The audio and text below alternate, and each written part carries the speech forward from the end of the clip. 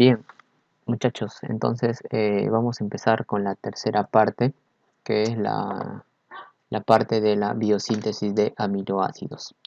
Entonces, ustedes recuerdan pues que el catabolismo de aminoácidos separábamos el grupo amino, ¿no?, de lo que es el alfa-cetoácido correspondiente, ¿no? Ahí está el alfa-cetoácido correspondiente. Entonces, para poder hacer la biosíntesis sería el proceso inverso, ¿no? Que si es que podemos catalizar el alfa-cetoácido correspondiente de cada aminoácido, luego por un proceso de transaminación le agregaría el grupo amino.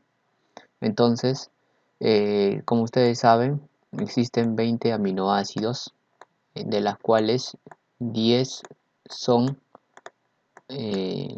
no esenciales y 10 son esenciales. Los que son esenciales los tenemos que obtener a partir de la dieta, ¿no? A partir de la dieta. Y los no esenciales sí se van a producir en el organismo, ¿ya? Entonces, pero hay un aminoácido característico que es la histidina. Esta histidina en etapa de infancia no lo podemos producir, entonces lo necesitamos de la dieta, pero en la etapa adulta sí lo producimos, ¿no? Entonces pasa a ser un aminoácido no esencial. Entonces, en este caso, vamos a tomar lo que es la etapa adulta, serían 11 aminoácidos, ¿ya? Entonces, vamos a ver la síntesis de los aminoácidos que son no esenciales.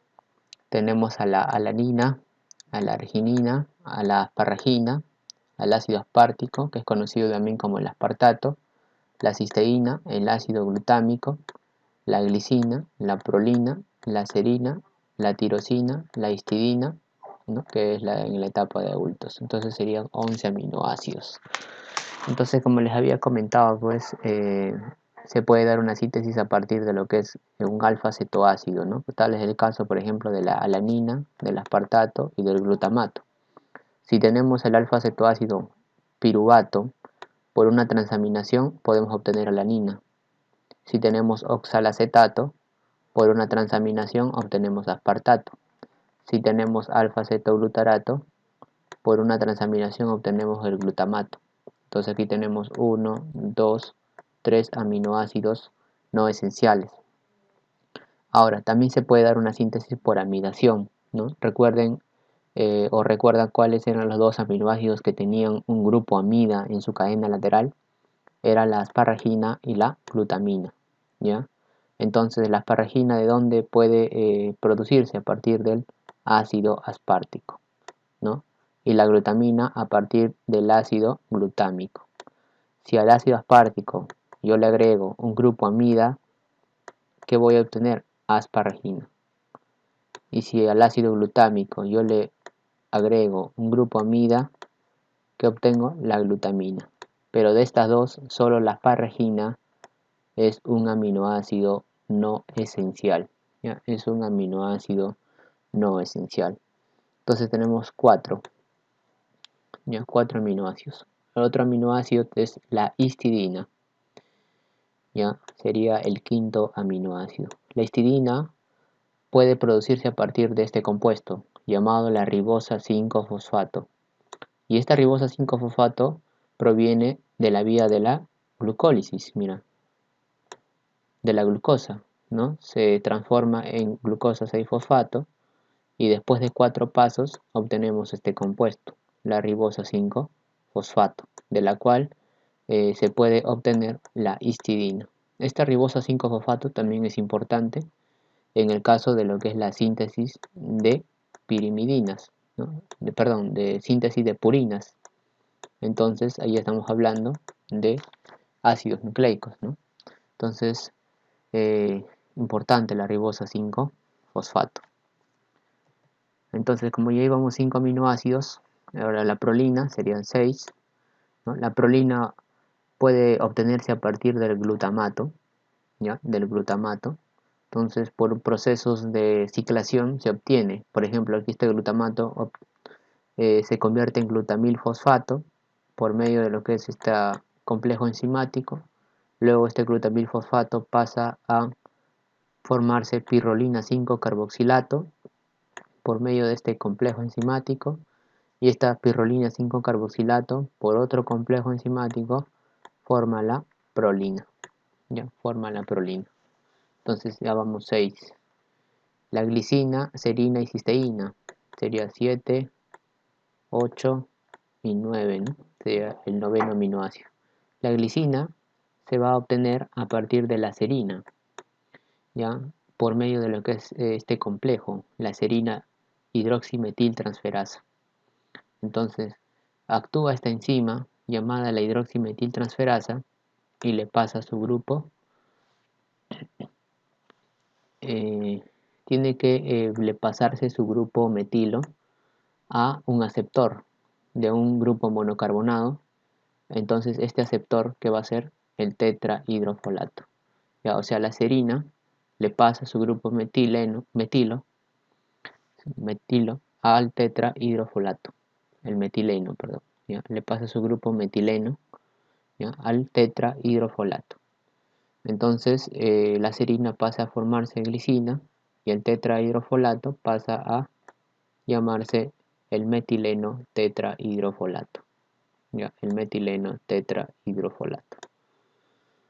Ahí está, entonces así es como se forma la glicina, ¿no? ¿Qué enzima actúa? La serina hidroximetiltransferasa. Ahora, hay otra forma también, ¿no? En el caso de la serina, se puede formar de dos maneras. La glicina, ¿no?, por acción de la enzima glicina hidroximetiltransferasa, ¿no? Entonces ahora esta glicina tiene que obtener su grupo metileno para volverse serina. ¿Y quién le va a dar este compuesto? El metileno tetrahidrofolato, ¿ya? Le dona su grupo metileno a la glicina y la glicina pasa a formar la serina, ¿ya? Y como ya le donó, pasa a formarse nuevamente como tetrahidrofolato. Ahora, la otra forma de formar serina es a partir del 3-fosfoglicerato. El 3-fosfoglicerato es un compuesto que se forma en la glucólisis. Miren, glucosa, glucosa 6-fosfato, aquí ven, 3-fosfoglicerato.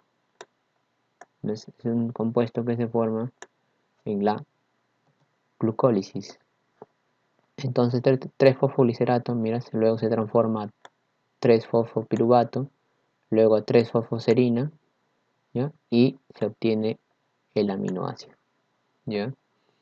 Ahora la cisteína se forma a partir de la metionina, ¿ya? Porque la metionina, en el metabolismo de la metionina, hay un paso donde llega a formarse la homocisteína. Esta homocisteína reacciona con una molécula de serina y se forma la cistationina. Luego esta cistationina puede ser metabolizada a alfa-acetobutirato y cisteína. Es así como se obtiene la molécula de cisteína a partir del metabolismo de la metionina. Bien, vamos con el décimo, la arginina. La arginina, no sé si recuerdan, eso se formaba en el ciclo de la urea, ¿ya? A partir de la ruptura del arginino succinato, ¿ya? Este arginino succinato, ¿ya?, se liberaba una molécula de fumarato y se formaba una arginina, ¿ya? Esta arginina luego, por medio de la arginasa, ¿no?, se formaba la urea, que luego era eliminado por el riñón, y una molécula de ornitina para poder iniciar nuevamente el ciclo, ¿no? A su vez, esta arginina también sirve como un sustrato, o sea, un aminoácido de la cual a partir de ella se puede formar óxido nítrico, ¿ya? Óxido nítrico y una molécula de citrulina, ¿ya? Este óxido nítrico pues es un vasodilatador, ¿ya? Es un vasodilatador. Bueno, la tirosina ya se forma a partir de la molécula de fenilalanina, ¿ya? De la fenilalanina. ¿Quién actúa? ¿Qué enzima? La fenilalanina hidroxilasa, ¿ya? Pero como coenzima actúa la tetrahidrobiopterina con una molécula de oxígeno, ¿ya? La tetrahidrobiopterina con una molécula de oxígeno, por la cual aquí va a haber la transferencia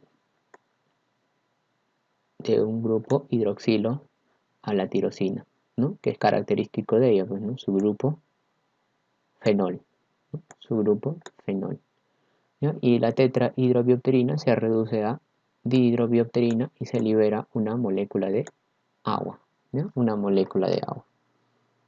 Entonces, hasta ahí sería la síntesis de lo que es los aminoácidos no esenciales, pero también hay que conocer alguna síntesis de algunos compuestos que tienen alguna actividad fisiológica, ¿no? Y son importantes.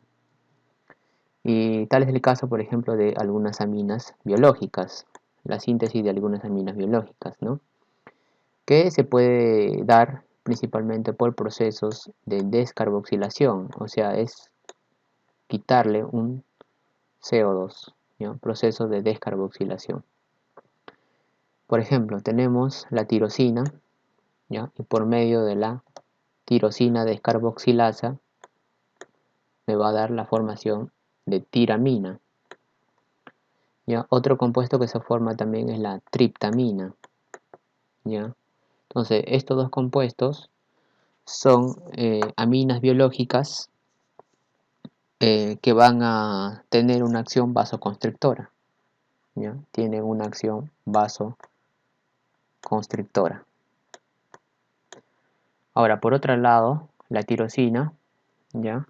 Por medio de la tirosina hidroxilasa me va a dar la formación del L-Dopa, ¿ya? Luego este L-Dopa sufre una descarboxilación por la dopa descarboxilasa y me forma la dopamina, ¿ya? Que también es una amina importante. Ahora, tenemos también el caso de lo que es la histamina, ¿no? O sea, la formación de la histamina, ¿no? ¿A partir de qué se forma la histamina? A partir de la histidina, del aminoácido histidina, ¿no? Por medio de la histidina descarboxilasa, ¿no? Con liberación de un CO2 se forma la histamina. En esta reacción, esta histidina descarboxilasa necesita también de su coenzima, ¿ya? La piridoxal fosfato, ¿ya? La piridoxal fosfato. Esta histamina es una amina biógena, ¿no? De gran actividad fisiológica, porque actúa como mensajero químico en diferentes respuestas celulares. También esta histamina tiene una acción vasodilatadora, ¿no? Disminuye la presión sanguínea, ¿ya? Es broncoconstrictor. A su vez también la histamina estimula la secreción del ácido clorhídrico, ¿ya? Y también la secreción del pepsinógeno para que luego pase a activarse y llamarse la pepsina, ¿ya? Entonces esta histamina es almacenada en las células cebadas, ¿no? En los mastocitos. Entonces, ¿de dónde es liberada bruscamente? En respuesta a un ingreso de agentes sensibilizantes que pueden provocar reacciones alérgicas o inflamatorias. Entonces se libera la histamina, ¿no? Entonces, esta histamina, por ejemplo, cuando hay una infección, ¿no? Y se da una inflamación, entonces esta aumenta la permeabilidad vascular, ¿ya? La histamina aumenta la permeabilidad vascular. Ahora, tenemos también la formación del GABA, del ácido gamma aminobutírico, el famoso GABA, ¿ya? Este GABA se va a formar a partir del ácido glutámico, ¿no? A partir del ácido glutámico, por medio de la enzima del ácido glutámico descarboxilasa. Aquí también actúa el cofactor piridoxal fosfato, ¿ya? El piridoxal fosfato, y se forma el GABA, ¿no? Entonces, este GABA actúa como un inhibidor o como un depresor de la transmisión del impulso nervioso. Más que todo es un inhibidor de la transmisión del impulso nervioso, ¿ya? Y este GABA se encuentra preferentemente en la sustancia gris del sistema nervioso central. Por ejemplo, en la enfermedad de Huntington, ¿ya? Es una enfermedad hereditaria en la cual los síntomas, ¿no? O los signos más llamativos que se observan en estos pacientes son los movimientos bruscos e involuntarios, que se conocen como corea, ¿ya? Entonces, esto se da porque estos pacientes ya tienen o sufren una degeneración del sistema GABAérgico, es decir, hay niveles disminuidos de este GABA. Entonces, por eso, como ya no hay una inhibición, se da el movimiento involuntario y brusco llamado corea, ¿ya? Ahora, también, por ejemplo, tenemos la formación de serotonina, ¿ya? Que se da a partir del triptófano.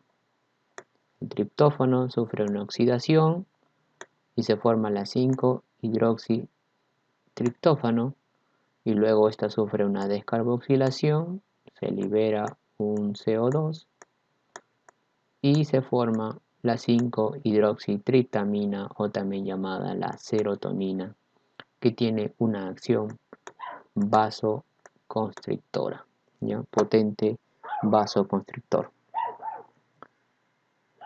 Bueno, ahí está la histidina descarboxilasa, la ácido glutámico descarboxilasa y el caso de la formación de serotonina. Bien, hay otro proceso también conocido como la transferencia de restos monocarbonados. Y esto principalmente se ve en el metabolismo de la metionina, ¿ya? Transferencia de restos monocarbonados, como por ejemplo un metilo, un hidroximetilo, un formilo o incluso el dióxido de carbono, ¿no? O sea, monocarbonado, solamente un carbono, un carbono. Entonces, esta transferencia de restos monocarbonados son importantes, ¿ya? Por ejemplo, en el caso del metilo, ¿ya? Es importante para la síntesis de colina, de creatina, de adrenalina, de un ARN metilado, ¿ya? Y el principal donante del grupo metilo es la metionina. Pero para que la metionina pueda donar un grupo metilo, tiene que activarse, ¿no? Tiene que activarse. ¿Y con quién tiene que reaccionar para activarse? Con una molécula de ATP. Entonces la metionina con una molécula de ATP me va a formar el S-adenosil metionina, ¿no? Conocido como SAM, ¿ya? Entonces este S-adenosil metionina es la forma activa de la metionina, la forma activa de la metionina. Entonces, ahora que ya está en esta forma activa, puede donar su grupo metilo a un aceptor cualquiera. Lo dona y este S-adenosilmetionina pasa a llamarse S-adenosil homocisteína, ¿ya? Homocisteína. Y el aceptor de metilos queda pues metilado, ¿no? Ahora, esta S-adenosil homocisteína puede pues formar nuevamente una metionina, incluso puede formar también cisteína, ¿no? Porque saben que hay relación entre el metabolismo de metionina y cisteína. Por ejemplo, si quiere formarse metionina, entonces este adenosil homocisteína reacciona con un metil tetrahidrofolato, ¿no? Y como cofactor tenemos a la vitamina B12. ¿Ya? Tenemos como cofactor a la vitamina B12 y se forma nuevamente la metionina. Pero esta homocisteína, ¿ya? Hay veces cuando hay pues defectos genéticos, ¿ya? En la cual hay un aumento en este compuesto de la homocisteína, entonces este aumento de homocisteína es un factor de riesgo, ¿ya? De aterosclerosis, para los vasos coronarios, para los vasos cerebrales y para los vasos periféricos. Entonces el aumento de homocisteína principalmente hace daño al sistema nervioso central, ¿ya? Y esto también se ve en el déficit de vitamina B12, ¿ya? Porque ¿qué se necesita para que la homocisteína con el N-metil tetrahidrofolato reaccione? Vitamina B12. Entonces en una deficiencia de vitamina B12 hay aumento de homocisteína y esto hace daño al sistema nervioso central. Ahí está, para que puedan entender mucho mejor. Tenemos primero la metionina, ¿no? Para que pueda donar su grupo metilo, tiene que activarse. ¿A qué? A SAM, ¿no? A SAM. ¿Ya? ¿Y con qué tiene que reaccionar? Con un ATP. Una vez que ya está en forma de SAM, o sea, la forma activa, puede donar a un aceptor. El aceptor queda metilado, ¿ya? Y se forma la S-adenosil-homocisteína. Esta adenosilohomocisteína puede catabolizarse y formarse la homocisteína y luego una molécula de adenosina. Entonces, esta homocisteína, ¿no? Si reacciona con una molécula de serina, se forma la cistationina. Y a partir de esta cistationina se forma la cisteína. Ahí está. Entonces, como les había comentado, ¿no? Este aumento de homocisteína, si es que hay un aumento de esta homocisteína, ¿ya? Entonces hace daño al sistema nervioso central, ¿no? Esta homocisteína puede dar origen a una cisteína o también luego a una metionina. Para que dé origen nuevamente a una metionina, ¿qué necesita? Del metil tetrahidrofolato, ¿no? Pero ¿quién tiene que actuar como cofactor? La vitamina B12, ¿ya? La vitamina B12. Entonces hay otro que puede transferir grupos monocarbonados y es nada más y nada menos que el tetrahidrofolato, ¿ya? El tetrahidrofolato. El tetrahidrofolato deriva de la vitamina B9 y a él le pueden donar grupos monocarbonados, ¿no? A partir de los intermediarios que se forman de aminoácidos como glicina, serina, la histidina, ¿no? El triptófano, la histidina, ¿ya? Entonces, a partir de los compuestos intermediarios de estos aminoácidos, le pueden dar grupos monocarbonados al tetrahidrofolato, para que luego, una vez ya en su forma, digamos, unido a sus grupos monocarbonados, puedan donar, ¿no? Grupos pues, monocarbonados como el metilo, el metileno, el metenilo, el formilo, ¿no? Entonces pueden pasar esos grupos monocarbonados. Y como en este caso, pues, ¿no? Por ejemplo, la homocisteína, ¿ya? Entonces, para que forme metionina, ¿de quién requiere? Mira, del 5-metileno tetrahidrofolato, del 5-metil tetrahidrofolato. Entonces aquí está, mira, su grupo monocarbonado, el metil, ¿ves? ¿Y quién le dio esto? Pues aquí está, ¿no? La glicina, serina, ¿no? El triptófano, la histidina, o sea, los compuestos intermediarios que se forman a partir de estos aminoácidos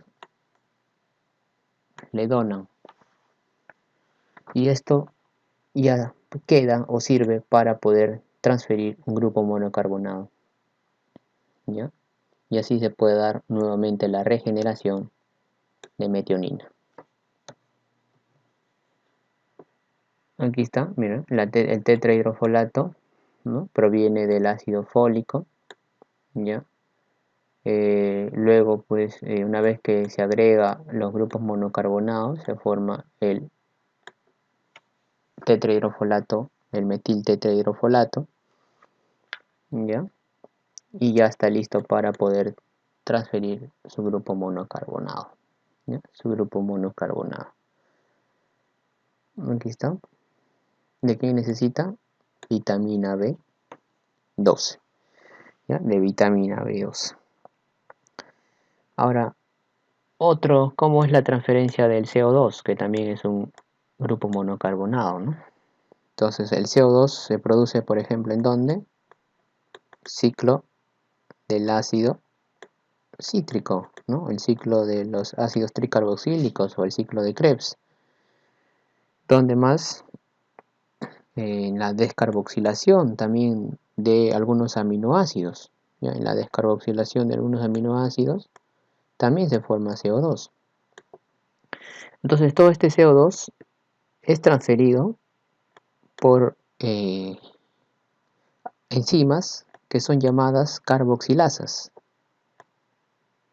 ¿Ya? Por enzimas llamadas carboxilasas. Entonces son transferidas en reacciones en la cual actúan estas enzimas. ¿Ya? Y requieren este cofactor, que es la biotina, ¿no? Que es conocida como la vitamina B7, ¿no? Otros lo consideran también como la B8, ¿ya? Entonces utilizan esta biotina, ¿ya?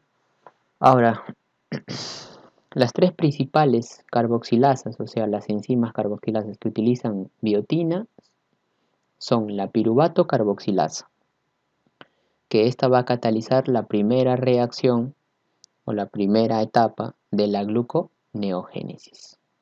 La segunda es la acetil-CoA carboxilasa, y esta va a catalizar la primera etapa de la síntesis de ácidos grasos. Y la tercera es la propionil-CoA carboxilasa, que es una enzima clave en la síntesis de valina e isoleucina. ¿Ya? De valina e isoleucina. ¿Ya? No se olviden, la cisteína, ¿de dónde proviene? De la reacción de la serina con la homocisteína, ¿no? Con la homocisteína. Entonces la síntesis de cisteína es dependiente del aporte de la metionina. ¿Ya? De la metionina. Si se consume más metionina, hay más producción de cisteína. Si se consume menos, habrá menos. ¿Ya? Bien, ahora vamos a ver el metabolismo de la fenilalanina y la tirosina. ¿Ya? Fenilalanina y tirosina. Entonces, la tirosina se va a formar a partir de la fenilalanina, ¿ya? En la cual va a reaccionar con una molécula de oxígeno, ¿ya? Y la enzima fenilalanina hidroxilasa, ¿ya? Y también con esta molécula, la tetrahidrobiopterina. Entonces, tres, ¿no? La tetrahidrobiopterina, la fenilalanina hidroxilasa y el oxígeno, junto a la fenilalanina reaccionan y se da como resultado la formación de tirosina, ¿ya? Dihidrobiopterina, y se libera una molécula de agua, ¿ya? O sea, más que todo es formar un grupo fenol, ¿ya? Que va a ser característico de la tirosina. ¿Ya? Mira, ¿ven? Aquí solamente hay un grupo de hidrógeno, una molécula de hidrógeno, y si le agrega un oxígeno se forma el grupo hidroxilo, ¿no? Entonces, ahora, ¿cómo quedó esta forma, no? Ahora, esta dihidrobiopterina puede también regenerarse y volver a tetrahidrobiopterina, pero para eso necesita un NAT reducido, ¿ya? Con una enzima llamada la dihidrobiopterina reductasa, ¿no? Para poder devolverle sus dos hidrógenos, ¿no? La tetrahidrobiopterina transfirió en un inicio. Le devuelve esos dos hidrógenos y se forma el NAT oxidado, ¿ya? Y se regenera. Es así como es el metabolismo. Esta es la principal ruta del metabolismo de la fenilalanina, pero también hay una vía metabólica alternativa, en la cual la fenilalanina se transforma a fenilpiruvato, y este fenilpiruvato es transformado a fenilacetato y a fenillactato, en la cual lo podemos eliminar por la orina, pero casi siempre si se forma el fenilpiruvato, ¿no? Es como regresa a la formación de fenilalanina, ¿no? Y se da este proceso de la principal ruta metabólica. Pero tienen que saber que hay dos, ¿no? Entonces hay una principal y hay una alternativa. Entonces, aquí está más o menos un metabolismo completo ya, las reacciones completas. Ahí está la fenilalanina, acción de la fenilalanina hidroxilasa, la tetrahidrobiopterina y la molécula de oxígeno, y que me va a dar tirosina, ¿ya? Y se va a liberar una molécula de agua y me va a quedar la dihidrobiopterina, ¿no? La dihidrobiopterina. Ahora, a partir de esta tirosina también puede seguir metabolizándose, ¿no? Mira, por la tirosina transaminasa, ¿ya? Si esta tirosina le dona su grupo amino a un alfa-cetoglutarato, se forma glutamato y ¿qué se va a formar? Un hidroxifenilpiruvato, ¿ya? Este hidroxifenilpiruvato también puede formarse a homogentisato, ¿ya? Por medio del hidroxifenilpiruvato dioxigenasa, o sea, la enzima. Este homogentisato se puede transformar a 4-malelil acetoacetato por medio de esta enzima, el homogentisato. Ahora, aquí hay que tener en cuenta dos cosas importantes, ¿no? Cuando hay un defecto genético en la producción de esta enzima, del homogentisato oxidasa, se produce la formación de alcaptonuria. Ya se produce la enfermedad alcaptonuria. Pero lo más importante es conocer esto. Cuando hay un defecto en la formación de esta enzima, la fenilalanina hidroxilasa, ¿qué te va a producir? La fenilcetonuria. Ya te produce la fenilcetonuria. Entonces, la fenilcetonuria, más que todo, es una enfermedad en la cual hay un defecto en la formación de la enzima fenilalanina hidroxilasa. Por lo tanto, entonces hay un aumento de la concentración de fenilalanina y disminuye la concentración de tirosina, ¿ya? De tirosina. Entonces, en un metabolismo normal, ¿ya? La fenilalanina pasa a formar tirosina, y esta tirosina, a partir de esa tirosina es importante porque se puede sintetizar melanina, se puede sintetizar tiroxina, que es la hormona tiroidea, la T4, se puede dar síntesis de proteínas o se puede obtener también energía. Entonces, ¿qué pasa si ya hay una reducción en la concentración de la tirosina? ¿Por qué? Porque hay un defecto en la producción o en la formación de esta fenilalanina hidroxilasa y hay un aumento de la fenilalanina.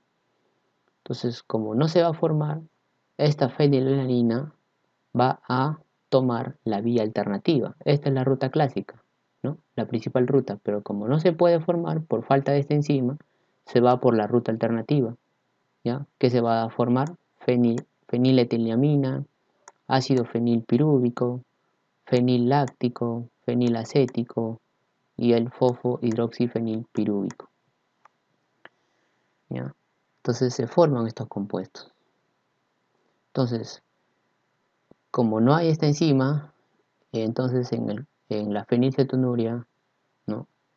Es característico que la piel, ¿no? Los ojos y el cabello sean más claros, ¿no? ¿Por qué? Mira, incluso en la piel, principalmente porque no hay síntesis de melanina, ¿no? No hay síntesis de melanina que le da color a la piel.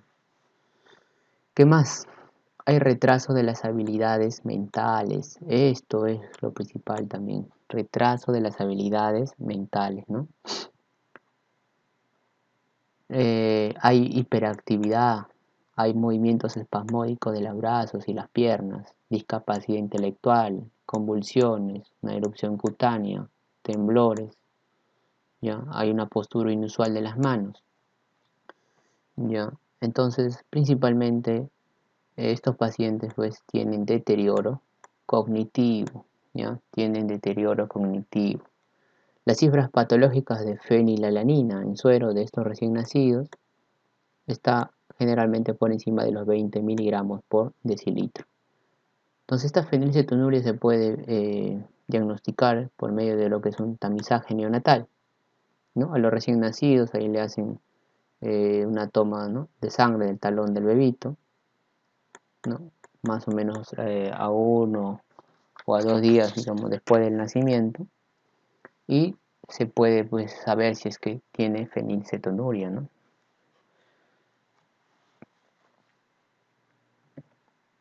Bien, entonces ahora vamos a ver la biosíntesis de las catecolaminas, ¿no? Las catecolaminas, que son muy importantes. Estas catecolaminas se dan a partir, o se forman a partir de la fenilalanina, ¿no?, que tiene que transformarse a tirosina, ¿no? Y a partir de esta tirosina empiezan las reacciones. Se forma L-dopa, ¿ya?, por medio, pues, de la enzima tirosina 3 monooxigenasa, ¿no?, o llamado también la tirosina hidroxilasa. Y actúa también la tetrahidrobiopterina, ¿ya? Y se forma el L-dopa. A partir de este L-dopa se da la formación de dopamina por medio de esta enzima, el ácido aminoaromático descarboxilasa. ¿Quién va a actuar como coenzima? El piridoxalfosfato, ¿ya? Y se da la formación de dopamina. A partir de esta dopamina, por medio de la dopamina beta hidroxilasa, se da la formación de noradrenalina. ¿Listo? Formación de noradrenalina. A partir de esta noradrenalina, por la feniletanolamina, ¿no?, N-metiltransferasa, ¿ya?, y con la acción también, mira, de un SAM, de la S-adenosilmetionina, entonces se forma la adrenalina, ¿ya? Se forma la adrenalina.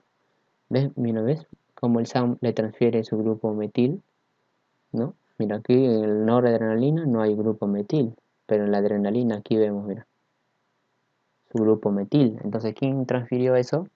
El SAM, ¿no? La S-adenosilmetionina, y se formó adrenalina. Entonces, estas catecolaminas son importantes, y estas se van a sintetizar en las células cromafines de la médula adrenal o suprarrenal, y también se van a formar en el sistema nervioso central. Estas van a tener acciones vasoconstrictoras en algunos territorios, vasodilatadoras en otros, ¿ya?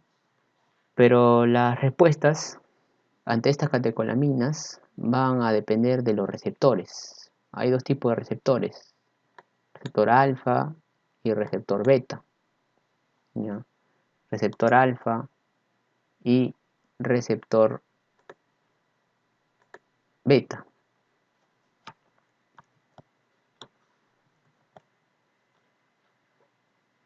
Entonces, por ejemplo, el receptor alfa, ¿ya?, si es que es estimulado, entonces, ¿qué función va a tener? Contracción, ¿ya? La contracción. Porque los receptores alfa generalmente están asociados a procesos de vasoconstricción periférica, y los receptores beta están asociados a procesos de vasodilatación en algunas áreas, y más que todo estimulan al corazón, ¿ya? Es por eso que estos van a también a aumentar la frecuencia cardíaca, ¿ya? Van a aumentar la contractilidad cardíaca. Entonces, mira, en los receptores hay tipos, ¿no? Alfa 1, alfa 2, beta 1, beta 2 y beta 3. Mira, el alfa 1, por ejemplo, tiene función de contracción a nivel del músculo liso vascular. También tiene función de dilatación de la pupila, ¿no? O sea, una midriasis, ¿no? Más que todo, ¿por qué? Porque estos receptores se encuentran en el músculo dilatador de la pupila. También tiene función de erección del vello, ¿no?, porque están presentes en el músculo liso pilomotor. Y a nivel de corazón también tienen algo, ¿no?, de función. más que todo de aumentar un poco la contractilidad cardíaca. En cambio, los alfa 2, por ejemplo, estimulan la agregación plaquetaria, ¿no? Porque están presentes en las plaquetas, inhiben la liberación de neurotransmisores, ¿no? Porque están presentes en las terminaciones nerviosas, también hacen contracción a nivel del músculo liso vascular y esta inhibe la lipólisis, mira, ¿ya? El alfa 2 inhibe la lipólisis. En cambio, el beta 1 también hace un aumento de la contractilidad cardíaca, ¿ya? Hace relajación del músculo liso respiratorio, ¿ya? Hace relajación del músculo liso respiratorio. El beta 2 hace, ¿no?, la relajación del músculo liso respiratorio. También tiene como función captación del potasio, ¿no?, a nivel de lo que es músculo esquelético. Tiene función de glucogenólisis, ¿no?, a nivel hepático. Y esta, la beta 3, por el contrario a la alfa 2, mira, activa la lipólisis. ¿Ves? Activa la lipólisis. Entonces, vamos a ver acá algunas diferencias de la adrenalina y la noradrenalina. ¿Ya? Entonces, la noradrenalina, más que todo, tiene acción sobre los receptores alfa, ¿ya? Sobre los receptores alfa, por lo tanto, tiene más que todo una función vasopresora, más que todo. En cambio, la epinefrina, o sea, la adrenalina, o también llamada epinefrina, ¿ya?, tiene efecto más que todo en ambos receptores, tanto alfa y beta, pero la noradrenalina más en los alfa. Entonces, la adrenalina lo que hace es incremento de la fuerza y frecuencia de la contracción cardíaca. La noradrenalina o la norepinefrina de la misma manera, incremento de la fuerza y frecuencia cardíaca. Dilatación de los vasos coronarios, ¿no? La adrenalina hace dilatación de los vasos coronarios. La noradrenalina, contracción de los vasos coronarios. ¿Ya?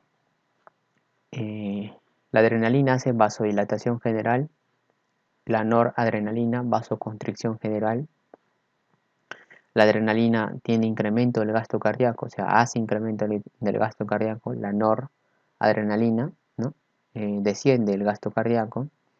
La adrenalina incrementa la glucogenólisis y la noradrenalina también incrementa la glucogenólisis, pero en una menor proporción. ¿Ya? En una menor proporción. Entonces estas son las principales diferencias, ¿no? Más que todo esta es la más conocida. Adrenalina incrementa la fuerza y la frecuencia de la contracción cardíaca. La noradrenalina, incremento de la fuerza y frecuencia de la contracción cardíaca. Entonces, ¿pero cuál es la diferencia? La noradrenalina principalmente tiene acción sobre los receptores alfa, ¿ya? La adrenalina sobre los alfa y los beta, o sea, sobre los dos, ¿ya? Esa es la diferencia. Entonces vamos a ver aquí los inactivadores de las catecolaminas, ¿no? Estas catecolaminas ya son degradadas y son eliminadas rápidamente del organismo. Su vida media más o menos es de 15 a 30 segundos. Entonces, estos son más que todo inactivados por dos compuestos, por la MAO, ¿no?, que es conocida como la monoaminooxidasa, y por la COMT, que es conocido como el catecol o metiltransferasa. ¿Ya? Estos dos compuestos son los que van a inactivar a las catecolaminas, ¿ya? A las catecolaminas.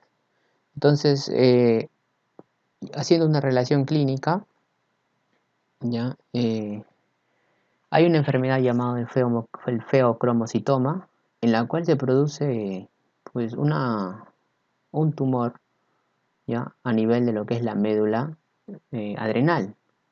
Entonces, por lo cual va a haber liberación de catecolaminas, ¿ya? Libera gran cantidad de catecolaminas. Entonces, el paciente pues va a tener una hipertensión arterial severa, ¿ya?, en el feocromocitoma.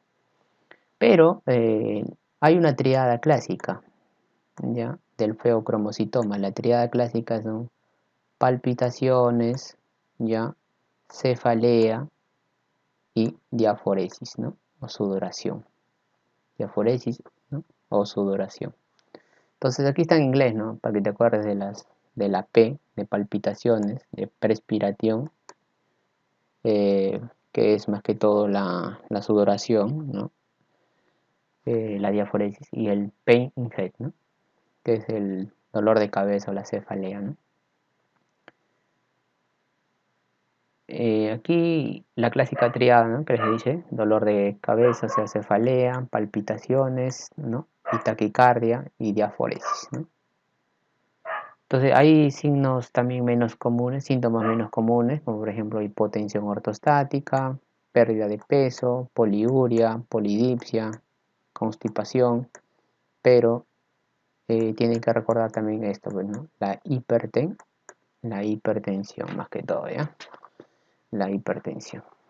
Mira aquí, por ejemplo, en una tomografía podemos observar aquí una tumoración a nivel del, de la glándula adrenal. Bien, ahora veamos la síntesis de melanina, ¿no? La síntesis de melanina, ¿no? La melanina es el pigmento que le va a dar el color a la piel y al cabello también. Entonces, es derivado de la tirosina. La melanina es derivado de la tirosina, ¿ya? La cual, pues, tiene que convertirse primero a L-dopa, ¿no? A L-dopa. Entonces, después de que se convierta, ¿no? La tirosina, ¿no? Por una tirosinasa a L-dopa, y luego una tirosinasa más actúa y se convierte a dopaquinona, a partir de eso se da reacciones, reacciones, reacciones, hasta que se forma la eumelanina, ¿no? O sea, la melanina, ¿ya? Entonces, eh, esta hidroxilación, ¿no? Que sufre la tirosina, esta hidroxilación que sufre la tirosina, mira por ejemplo aquí, por una tirosina, ¿ya? Es catalizada, ¿no? Por esta tirosina, pero esta es una enzima que contiene cobre, y esta es muy distinta de la tirosina hidroxilasa, ¿no? Que actúa en la vía de la síntesis de catecolaminas, ¿ya? Entonces, mira, estamos viendo más que todo la diferencia que hay entre esta enzimita de la tirosina y la tirosina hidroxilasa, ¿ya? Entonces, la acción de la tirosina hidroxilasa, más que todo, ¿dónde va a ser? En la síntesis de catecolaminas, o sea, en la médula adrenal o el sistema nervioso central, ¿ya? Pero en cambio aquí estamos viendo la síntesis de melanina que se va a dar en ¿dónde? En los melanocitos, ¿ya? Se va a dar en los melanocitos. Entonces, ¿quién va a actuar ahí? La tirosinasa, ¿ya? Va a actuar la tirosinasa para poder formar la melanina. Ahora, la síntesis de hormonas tiroideas, ¿ya? La síntesis de hormonas tiroideas. En la síntesis de hormonas tiroideas se va a dar a nivel de los folículos tiroideos, ¿no? A nivel de estos folículos tiroideos, en la cual van a estar compuestas, pues, por células, ¿no? En la cual en su luz van a contener lo que se le conoce como el coloide, ¿ya? En su luz está presente el coloide, ¿no? Que va a estar más que todo, va a ser rica en tiroglobulina, ¿ya? En tiroglobulina. Entonces, ¿cómo se da la síntesis de hormonas tiroideas? Entonces el yodo, ¿no? Que consumimos es captado por estas células, ¿no? Del folículo tiroideo. Entonces este yodo ingresa por la membrana vasolateral, ¿no? De la célula, y cuando ya está por la membrana apical es catalizada por la peroxidasa. ¿Ya? Es catalizada por la peroxidasa. Es como decir que lo activa, ¿ya? Porque lo oxida el yodo. Entonces es catalizada por la peroxidasa y como que lo activa, ¿no? Ya es un yodo activo. Entonces, una vez que ya está, ¿no?, a nivel de aquí se encuentra el coloide, ¿no?, en la luz. Entonces, una vez que ya está en el coloide, entonces este yodo reacciona con la tiroglobulina que está presente. Entonces se empieza a formar monoyodotironina, diyodotironina, ¿no?, la triyodotironina, ¿no?, la triyodotironina inversa, la tiroxina, que es la T4. Entonces, ¿no?, este coloide ya contiene todos estos compuestos.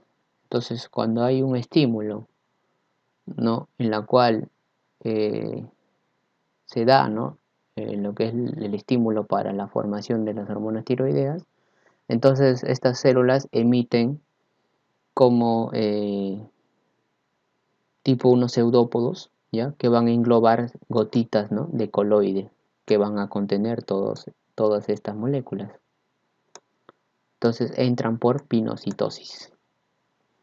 Una vez que entran por pinocitosis, ¿no?, estas gotitas de coloide, que están más que todo en vesículas, ya en vesículas, entonces luego se unen a lisosomas, en la cual hay proteasas que van a separar más que todo el T3 y el T4, ¿no?, monoyodotironina y diyodotironina.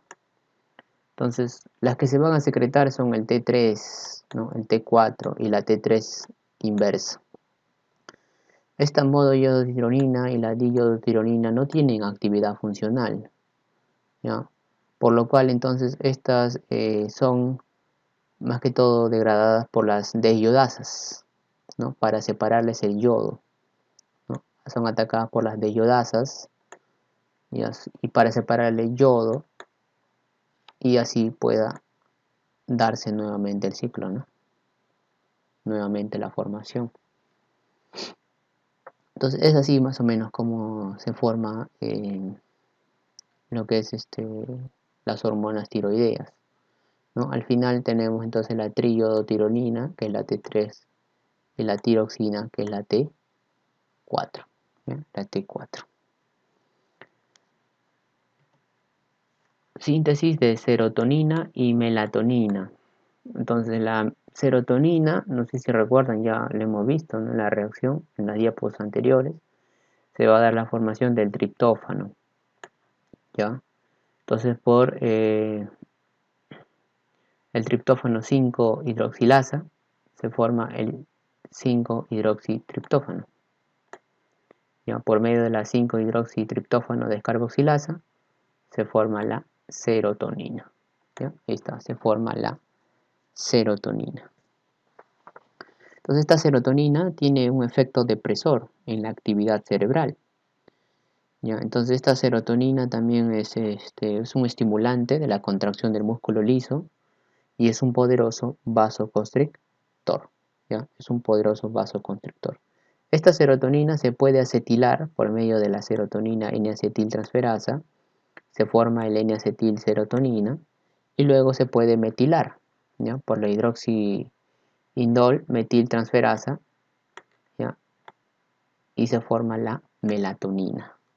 Esta melatonina se produce en la glándula pineal, ¿ya? La síntesis, o sea, su síntesis es regulada por el ciclo diario de la luz-oscuridad, ¿ya? Por eso es que en una ausencia de luz, ¿no?, durante la noche, ¿no?, activa pues nuestro reloj biológico, ¿no?, que es el ciclo circadiano más que todo. Entonces activa el núcleo supraquiasmático del hipotálamo y se produce la melatonina, ¿ya? Se produce la melatonina. Síntesis del ácido nicotínico, ¿ya? La síntesis del ácido nicotínico se da a partir del triptófano, ¿ya? Se da a partir del triptófano. Entonces, el triptófano se puede metabolizar y se va a formar lo que se conoce como la niacina, ¿ya?, la niacina o el ácido nicotínico, ¿no? O conocido también como la vitamina B3, ¿no? Conocido como la vitamina B3. Ácido nicotínico, niacina o vitamina B3. Entonces, a partir de esta niacina también se puede seguir metabolizando y se forma la nicotinamida, ¿no? La nicotinamida. Pero cuando hay una deficiencia de este ácido nicotínico, o sea, de la vitamina B3, se produce esto, la pelagra. ¿Ya? Y la pelagra es una enfermedad que está caracterizada más que todo por las 3D. No te olvides, 3D, dermatitis, diarrea y demencia. ¿Ya? La 3D, dermatitis, diarrea y demencia. Estas lesiones que aparecen, más que todo, se va a dar en áreas de la piel que están expuestas al sol, ¿no? Principalmente la cara, ¿no? Principalmente la cara. Y comienza con un aumento de la pigmentación. Entonces estas lesiones se van volviendo secas, escamosas, ¿no? Y se van agrietando. ¿Ya? Se van agrietando. Entonces esta es la pelagra, ¿no? No te olvides las 3D, dermatitis, diarrea y demencia. Síntesis de óxido nítrico. El óxido nítrico es un gas que se genera a partir de un aminoácido llamado la arginina. ¿Ya? A partir de la arginina se genera el óxido nítrico, a partir de una enzima, ¿no?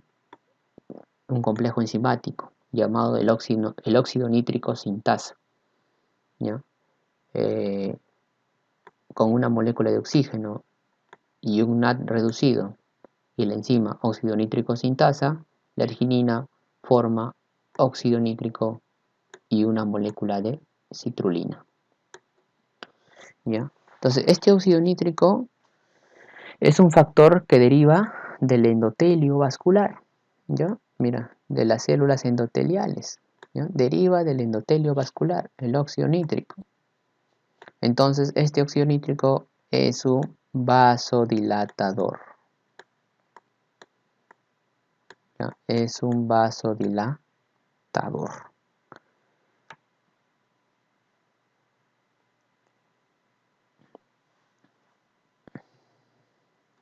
Síntesis de creatina. La síntesis de creatina se va a dar a partir también de la arginina, mira. A partir del aminoácido de la arginina. Y la primera reacción se va a dar en el riñón. ¿Ya?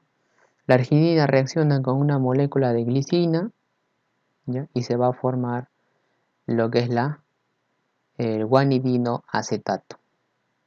¿Ya? Se forma el guanidino acetato y se libera una molécula de ornitina. ¿Ya? Entonces la síntesis de creatina se completa en el hígado. O sea, primero se da en el riñón, luego se completa en el hígado, ¿no? Y en el hígado reacciona con una molécula de ATP, ¿ya? Con un SAM, o sea, un N-adenosilmetionina, ¿ya? Y se va a formar la creatina fosfato. Esta creatina fosfato luego se puede desfosforilar, ¿no? Y se forma la creatina. ¿Ya? Se puede formar la creatina. Y esta creatina pasa a la circulación y luego puede ser captada por el músculo esquelético, puede ser captada por el miocardio o el cerebro, ¿no? Donde va a reaccionar con una molécula de ATP para formar una creatina fosfato. O sea, esta se puede desfosforilar o esta creatina también puede reaccionar con un ATP para formar esto, creatina fosfato. Entonces, esta creatina fosfato, por ejemplo, principalmente a nivel del músculo, ¿ya? Sirve de reserva, ¿no? ¿De qué? De ATP. Eso recuérdenlo bien, ¿no? Pregunta de bioquímica clásica, ¿ya? Reserva de ATP a nivel muscular, creatina fosfato, ¿ya? La creatina fosfato. Entonces, hay que hacer una correlación clínica, ¿no? Entonces, la creatina sinasa, ¿no? La creatina sinasa tiene 3 isoenzimas. MM, MB y BB. ¿Ya? Entonces, MM, ¿por qué? Porque se encuentra a nivel de músculo esquelético. MB porque se encuentra a nivel de miocardio. Y BB porque se encuentra a nivel de cerebro. ¿Ya? La creatina sinasa. ¿Ya? La creatina sinasa. Entonces, esta creatina sinasa es utilizada como un marcador, ¿no? De infarto agudo de miocardio. ¿Ya? Es una enzima cardíaca. ¿Ya? Es una enzima cardíaca. Entonces, estas enzimas cardíacas pues se utilizan desde mediados del siglo XX, ¿no? Para evaluar a los pacientes que tienen eh, sospecha de un infarto agudo de miocardio. Entonces hay principalmente tres, ¿no? Mioglobina, ¿ya? La creatina sinasa y la troponina. Lactato deshidrogenasa también. Pero la que se eleva, ¿no? La primera que se eleva es la mioglobina. Esta mioglobina es una proteína hemo, ¿no? Que se encuentra en el tejido cardíaco, en el tejido esquelético. ¿Ya? Y debido a su bajo peso molecular, esta mioglobina se puede detectar en la sangre 1 hora después de la lesión al miocardio. Y alcanza su máximo, digamos, pico, ¿no? A las 4 o a las 12 horas, más que todo, 4 o 12 horas. ¿Ya? Luego vuelve a sus niveles normales. ¿Ya? Luego vuelve a sus niveles normales. ¿No ves? A la casi 1 hora se eleva, ¿no? Hasta las 4 o 12 horas más que todo se eleva su pico máximo, pero a la 1 hora ya se está elevando y luego vuelve a su nivel normal, ¿no? Luego entonces está la creatinsinasa MB, o sea, la que se encuentra en el miocardio, ¿no? Entonces esta creatinsinasa MB ya se detecta en el suero 4 horas después, más o menos, 4 horas después de la lesión al miocardio. Y alcanza su punto máximo más o menos a las 24 horas, ¿no? Y se va normalizando a las 48 o las 72 horas.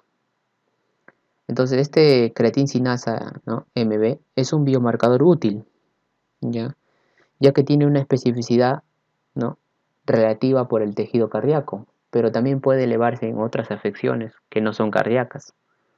Entonces, por ejemplo, como lesiones de músculo esquelético, hipotiroidismo, insuficiencia renal, ¿no? Si haces un ejercicio intenso, también se puede elevar.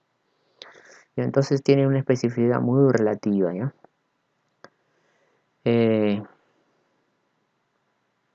Pero la importancia más que todo de este CMB, ¿ya? Es que se utiliza para poder detectar un reinfarto. ¿Ya? Eso recuérdenlo bien. Importante para detectar un reinfarto. ¿Ya? ¿Ya? Entonces, ¿cuál es el marcador de elección? Es la troponina. ¿Ya? El marcador de elección para un infarto de miocardio es la troponina. ¿Ya? Es la enzima, ¿no? Que se dosa, ¿no? La prueba de primera línea para evaluar a estos pacientes que tienen sospecha de infarto en miocardio. Porque esta es una proteína que se encuentra en los músculos cardíacos y esqueléticos y también desempeña un papel en cuanto a la contracción muscular. La troponina se compone pues, de 3 subunidades, ¿no? La troponina C, la troponina I y la troponina T.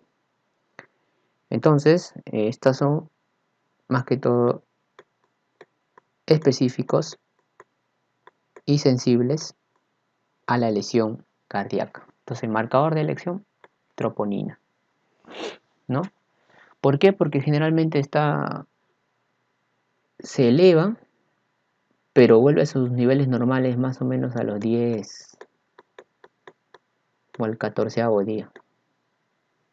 Entonces, está ahí presente, en la cual se puede dosar, entonces se puede, ¿no? detectar un infarto agudo de miocardio.